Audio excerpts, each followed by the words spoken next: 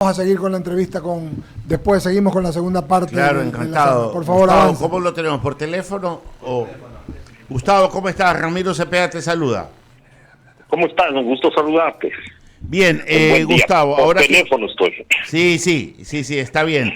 Gustavo, un poco su descripción de lo que estamos viviendo en este momento. El último hecho que registra el país de un impeachment a un presidente de la República es en el año 1945. Solo vivimos un juicio político a un vicepresidente que fue en el gobierno de Lenín Moreno. Y algo que se inició, Alberto Aguirre fue por un hecho. Fue por un hecho como presidente de la Junta Monetaria. Tienes razón, no fue por pero no fue por vicepresidente. Impeachment, tienes razón. Ya. Entonces, lo que estamos viviendo es una suerte de alineación de los planetas, pero en contra del país. ¿Cuál podría ser tu análisis primario de lo que estamos viviendo y de lo que el país debería hacer? Un buen día. Creo que fundamentalmente el presidente ha cometido errores políticos de fondo, porque el principal error que se suele cometer es no comprender que la primera minoría es primera minoría, no la mayoría, y que por más régimen presidencialista que tengamos en el Ecuador, se requiere acuerdos parlamentarios, que no es posible gobernar si no se tiene acuerdos, y que eso pasa en todo el planeta Tierra en democracia. Salvo en dictaduras o monarquías, los gobiernos son de quien ostenta el poder. Es en democracia parcialmente el gobierno de quien detenta el poder, pero se requiere acuerdos. Y más aún con un gobierno que ganó con un planteamiento que fue el gobierno del encuentro. Ya han pasado 2 años y ese encuentro no se produjo nunca. No se puede gobernar exclusivamente con el círculo íntimo, es necesario alianzas. Y esas no se produjeron, lamentablemente. Y hoy vivimos un juicio político con todos los vericuetos que ha tenido este juicio, toda la ineficiencia, la falta de talante de los asambleístas como para plantear un juicio, pero además consecuencia ya de varios intentos. Si no es el primer intento se produjo a los pocos días que el presidente asumió el poder, luego se produjo en julio del 2019, incluso del 2021, perdón, incluso con la propuesta de junio del 2022, con la propuesta de destitución del propio presidente. Es decir, no es nuevo. Sin embargo, creo que el gobierno no ha leído las razones de su crisis, que no son solo de orden político, que son de orden económico, social. Hay una crisis de seguridad terrible. Y así con la agilidad que trabajó el tema de la salud pública y el combate a la pandemia, debió trabajar temas de urgencia y de necesidades de nuestro país. Estamos claros, Gustavo, yo creo que el gobierno cometió el error de no definir qué era lo que necesitaba la patria, que necesitaba la gente, la falta de sintonía con la ciudadanía y con el pueblo en sí es un agravante que no la podemos soslayar. Yo he definido al presidente Lasso como un presidente de default. Ganó la segunda vuelta porque no querían que gane Arauz y quiere que lo mantengan en el poder porque Borrero no es bueno y porque Saquicela es peor. Con este gobierno de default, o sea, nos piden actos de fe a los ciudadanos y lo que necesitamos son cambios. Le alcanzan los 40 días para los cambios que necesita el país y para poder él sostenerse de alguna manera, no digo legítimamente en su origen, pero sí en su ejercicio. Claro, los cambios son lo deseable. Ahora, la política no necesariamente es lo deseable, es lo posible. Y el gobierno hasta el momento no ha demostrado capacidad de sintonizar con el país. Y no es un problema de la comunicación del gobierno como el propio presidente cree, que hay mala comunicación, más allá de que también hay mala comunicación. El tema es más de fondo, el tema es de política. El tema es que la pandemia no solo causó problemas de salud pública, sino causó enormes problemas económicos y sociales que requerían ser atendidos con la misma urgencia que se atendió la pandemia, porque fueron las consecuencias de la pandemia. Hoy tenemos decenas de miles de ecuatorianos que migran por pobreza y extrema pobreza y decenas de miles de ecuatorianos que migran porque no ven futuro en el país y han perdido la esperanza. Y son de sectores incluso medios de la sociedad, incluso medios altos, que no ven solución a los problemas. Entonces el gobierno no ha atendido con urgencia esas necesidades, las debe atender, no sé si el tiempo le alcance, lo deseable es que le alcance, pero no veo voluntad política. Las conferencias que el presidente da, o cadenas, entrevistas, no se ve que el presidente comprende que aquí hay una crisis social pavorosa, que aquí hay 1 millón de familias que no comen todos los días, que aquí hay desempleo, que aquí hay un déficit de la política de seguridad del Estado que requiere ser atendida con absoluta urgencia, y no es dándole a los ciudadanos la responsabilidad de enfrentar a la delincuencia, es asumir que el Estado debe ser el garante de la paz y la seguridad de los ciudadanos. Gustavo, ¿cómo le va? Jaime Velázquez lo saluda acá desde I-99, y la verdad es que escuchándolo, la preocupación de todos, creo yo, de todos los ciudadanos ecuatorianos es, bueno, ¿y cuál es el norte a seguir? Porque hoy en día hay una inestabilidad política, hay una crisis social, hay una crisis de inseguridad, una crisis de empleo, una crisis económica, y pues obviamente al ciudadano realmente lo que le interesa es tener paz, y lamentablemente eso no se está viendo. ¿Esto es consecuencia de los errores que usted acaba de marcar del gobierno nacional, o realmente es que los ecuatorianos somos los culpables, al menos los que estamos o los que están en estos momentos en la legislatura o en la parte judicial o en el Ejecutivo? Cuéntanos un poquito su apreciación. Yo creo que la crisis no es de estos 2 últimos años, es algo que se hereda de irresponsabilidades pasadas, de un crecimiento económico vertiginoso del país sin desarrollo. Crecen los indicadores económicos, pero no crece una economía sostenible en el largo plazo. Y hoy pagamos la factura de la farra y de la fiesta, también es eso. Pero indudablemente que la crisis es una crisis institucional global, no es solo del gobierno, es una crisis de la función judicial. Es una crisis indudablemente del Parlamento, el nivel de credibilidad de las instituciones está en el piso, bajísima, si no hay credibilidad. Y ahí tenemos además una camisa de fuerza que es la Constitución vigente, una Constitución que establece instituciones que no funcionaron, como los 5 poderes del Estado, como el Consejo de Participación Ciudadana, instituciones como estos amparos constitucionales que en definitiva generan un abuso de estos amparos que han producido libertad de criminales y delincuentes amparados en este proceso. Se requiere, diría yo, cambios profundos de la Constitución, y el país requiere en el mediano plazo ir hacia una asamblea constituyente que genere un nuevo acuerdo nacional, un nuevo pacto de gobernabilidad. De lo contrario, estamos sometidos a una institucionalidad que está en profunda crisis porque es un Estado inmovilizado, sin sentido de urgencia. No se resuelven los problemas, es un Estado lleno de vericuetos burocráticos que hay que superarlos.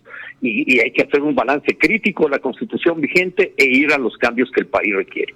Gustavo, pero eso que usted nos está diciendo también lo decían algunos candidatos a la presidencia de la República en su momento, pero llegan al poder y lamentablemente no hay ningún tipo de solución. Y en estos momentos, le pregunto a usted, al político experto en la materia, ¿cree que la muerte cruzada o el juicio político del presidente Lasso es una manera o una salida para el Ecuador, o realmente eso va a traer más complicaciones?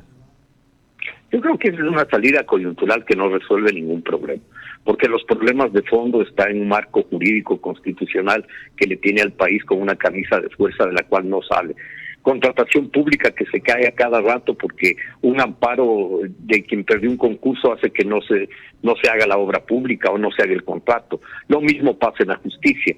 Es decir, se requiere cambios de fondo. El presidente debió convocar, cuando ganó y tenía popularidad, a una constituyente, o al menos a una reforma constitucional profunda. Y no lo hizo, perdió tiempo. Hoy creo que los tiempos no le alcanzan para eso. Sí le alcanza para enderezar algún rumbo, pero no creo que exista la voluntad política de hacerlo, por lo menos no lo veo con claridad. Hay una opción, desde luego, que es el reemplazo constitucional a través del vicepresidente, que según lo que hemos escuchado al presidente, él no va a convocar a la muerte cruzada. Él cree que ese es un error y él irá al juicio político. Si lo pierde, pues el vicepresidente Borrero pasará a ser el presidente constitucional de la República. En los casos que hemos vivido crisis de otro tipo, pero con cierta similitud, la crisis que vivimos con la dolarización y la caída del poder del expresidente Maguad y la sustitución por el vicepresidente Gustavo Noboa, que generó estabilidad. La oposición no se lanzó inmediatamente en contra de él, desde luego que no lo puede hacer porque recién llega al gobierno y necesita un tiempo, incluso la oposición le da ese tiempo. Lo mismo pasó con el presidente Lucio Gutiérrez cuando fue reemplazado por el presidente Palacio. Es decir, hay una opción constitucional de salida de esta crisis, pero será una salida exclusivamente coyuntural y del momento. Incluso si es que el presidente convocara a la muerte cruzada, lo que tendríamos es adelanto de elecciones realmente y nada más que eso. Aquí hay un problema mucho más de fondo. Se requiere un pacto de toda la sociedad para construir una constitución, un pacto ético, un pacto social, un pacto ambiental, un pacto por reactivar la economía y el empleo. Muy bien, querido Gustavo, gracias. Es Eduardo Mendoza Paladines. ¿Cómo te va? Gusto de saludarte. Caramba, cuánto lamento que la plataforma no nos haya podido dejar vernos, querido amigo, pero así están las cosas. Hace pocos días vimos en Guayaquil que habías hecho una alianza del Movimiento del Agua de Yacu Pérez, quien estuvo muy cerca de estar en la presidencia o digamos entrando en la segunda vuelta, y tu movimiento que es Democracia Sí, un movimiento que mucha gente no tiene claro. Nosotros te conocemos y sabemos que eres un hombre capaz, valioso, y que incluso el presidente de la Asamblea tiene una alianza con tu movimiento. ¿Hacia dónde va este movimiento? ¿Hasta dónde va digámoslo así, esta firma o este acuerdo? ¿Es hacia la presidencia de la República, Gustavo, o solamente es en entendimiento? Buenos días. Buenos días, Eduardo, un gusto. Mira, hay dos cosas, una que aclarar. Efectivamente, el actual presidente de la Asamblea fue electo en una alianza en la provincia de Cañar con Democracia Sí, pero hace cerca de un año, cuando vino el juicio político a la presidenta de la Asamblea y el señor Saquicela pactó con el correísmo, ese acuerdo se rompió ya hace un año. Por lo tanto, la responsabilidad de lo que él viene haciendo en su alianza con el correísmo, Democracia Sí no lo comparte. Primer punto. Segundo, en relación al acuerdo, al pacto ético y social que suscribimos Democracia Sí y Somos Agua, es un pacto con vistas al mediano y largo plazo, un pacto para impulsar la Asamblea Nacional Constituyente, un pacto para reformar profundamente la Constitución de Montecristo, un pacto para impulsar un gran frente nacional y enfrentar las elecciones del 2025. Eso es lo que nos animó a suscribir este acuerdo, que no es solo que va a durar unos días, sino que aspiramos que sea el marco de un llamado a la unidad de las fuerzas democráticas del país. Gustavo, cuando me hablas de una asamblea constituyente, y yo te conozco y el Ecuador te conoce, sabe que tú eres un hombre de estrategias. ¿Estás pensando esto en una alianza presidencial con el fin de ir en el 25, también luego de ganar una elección, que es lo que entiendo que estás explicando, y luego ir a una asamblea constituyente? Esa es la idea, ¿verdad, Gustavo? Exactamente. Es constituir una alianza que lleve a este pacto ético a la presidencia de la República e inmediatamente convocar a una constituyente. No vemos otra salida, hay que construirla en acuerdo con los distintos sectores sociales y empresariales del país. En ese contexto, Gustavo, yo creo que es buena la idea pero también porque la reforma política es básica, la hemos conversado contigo varias veces, y una constituyente podría ser, pero hay que tomar precauciones para que no pase lo que nos pasó, que vinieron un poco de extranjeros y un poco de vivos y transformaron lo que debía ser en lo que a ellos les pensó que debía pasar, e hicieron finalmente un Frankenstein. ¿No te parece de constitución, querido Gustavo? Así es, por la misma razón tiene que ser un acuerdo, lo más amplio posible. Alguna gente dice que eso le teme al correísmo, pero el correísmo tiene el 25% de la fuerza y eso es lo que tiene. El resto de fuerzas sociales y políticas tenemos el 75%. Por lo tanto, no tendrán mayoría en esa constituyente. Y hay que reformar precisamente la constitución que ellos hicieron y que ahora está demostrada absolutamente sus limitaciones y su fracaso. Sí, porque te cuento, es que lo que pasa es que no solo ellos, pero otros también tienen ese cuento que nos contaban de chiquito, que ahí viene el cuco, y el cuco hay que enfrentarlo. Ya cuando usted es adolescente y grande sabe que no hay cuco ni nada. Me explico, es verdad lo que estás diciendo, hay que enfrentarlo, y si ganan, ganan, porque así es la democracia, pero que hay que hacer algo, hay que hacer algo. Una pregunta más de mi parte, querido Gustavo, ya cuando me explicaste lo de la alianza, la idea de la Asamblea Constituyente, etcétera. Ahí hay dos candidatos presidenciales. Tú fuiste presidenciable y Yacu Pérez también.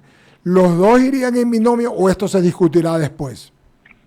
Creo que Yacu Pérez tuvo una votación muy alta.